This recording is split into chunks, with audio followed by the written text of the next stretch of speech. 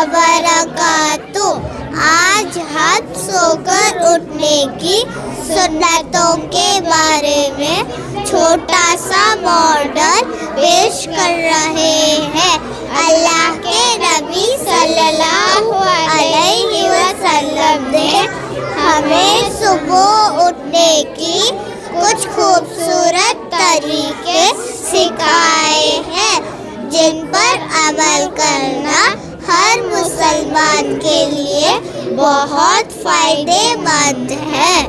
صبح آنکھ کھلتے ہی الحمدللہ کہنا، چہرہ ہاتھ سے ہلکا سا رگڑنا، بستر سے اٹھتے ہی دعا پڑھنا، الحمدللہ الذی احیانا بعدما اماتنا والیہ النشور، مسواک کرنا، وضو کرنا، فجر کی نماز کی تیاری کرنا اور پھر صبح کے اذکار پڑھنا۔